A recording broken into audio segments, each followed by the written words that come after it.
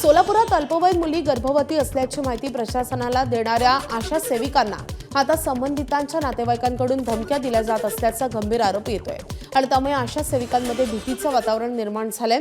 काही दिवसांपूर्वी सोलापुरात 34 अल्पवयीन मुली गर्भवती असल्याचं प्रकरण समोर आलं होतं। या घटनेनंतर शहर पोलिसांनी अल्पवयीन मुलींच्या नातेवाईकांसह काही आरोग्य कर्मचाऱ्यांवरही पॉक्सो अंतर्गत गुन्हे दाखल केले होते। यानंतर अल्पवयीन मुलगी गर्भवती असल्याचा संशय आल्यास तातडीनं पोलिसांना माहिती देण्याच्या सूचना आशा सेविकांना करण्यात आल्या होत्या। मात्र ही माहिती दिल्यानंतर संबंधित मुलींच्या नातेवाईकांकडून धमक्या मिळत असल्याचं आशा सेविकांनी सांगितलंय। धमक्या देणाऱ्यांच्या विरोधात गुन्हे दाखल करावेत आणि आशा सेविकांना पोलीस संरक्षण द्यावं अशी मागणी आता सोलापूर महापालिकेतील आशा सेविकांकडून केली जाते।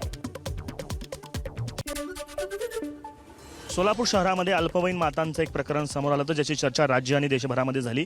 खरं तर आशा सेविकांना या प्रकरणाची माहिती नव्हती असा आरोप देखील केला गेला। मात्र आशा सेविका आता ज्या पद्धतीनं काम करतात त्या प्रकरणांची माहिती कायदेशीररित्या देत आहेत पोलिसांना। त्यानंतर त्यांची नावं जी आहेत ती उघड केली जातात आणि त्यांना जीवे मारण्याच्या धमक्या येतात। संघटना ज्या आहेत त्या आता आक्रमक झालेल्या आहेत। जीवे मारण्याची धमकी म्हणण्यापेक्षा ते भीतीदायक वातावरणात काम करायची परिस्थिती निर्माण झालेली आहे।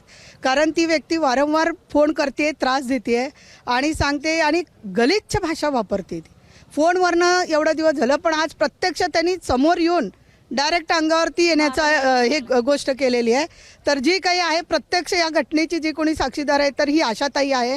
हिच्या भागामध्ये हे घडलेलं आहे आणि 2-3 दिवस झालं तो माणूस खूप तिला वेगळ्या प्रकारे टॉर्चर करतोय। नेमकं म्हणजे ते अल्पवयीन माता होती, मग ते नंतरनी कळालं आम्हाला। मग त्यांचं आम्ही आधार कार्ड वगैरे प्रूफसाठी मागितल्यावर त्यांनी दिला, पण ते आधार कार्ड चुकीचं होतं म्हणल्यावर त्यांनी स्वतः पण मान्य केलं की हे आधार कार्ड चुकीचं आहे, त्याच्यावरचं जन्मतारीख चुकीचं आहे। मग आम्ही शाळा सोडलेला दाखला मागितला, मग त्यांनी दिलं। मग दिल्यानंतर ते आता पोलीस चौकीकडनं त्यांना फोन वगैरे आल्यानंतर त्यांनी मला टॉर्चर करू लागलाय की 4 दिवस झालं रोज फोन करू लागलाय, तुझं घर कुठं आहे, तुला येतो मी, बघतो मी पोलिसात गेलो तरी पण फरक पडत नाही। कसं आहे, आधार कार्ड आता प्रूफला नाही घ्यायचंय, त्यांचं ज्या शाळा सोडलेला दाखला किंवा जन्म दाखला घ्यायचंय, असं प्रत्येक गरोदर माताचं घ्यायचंय।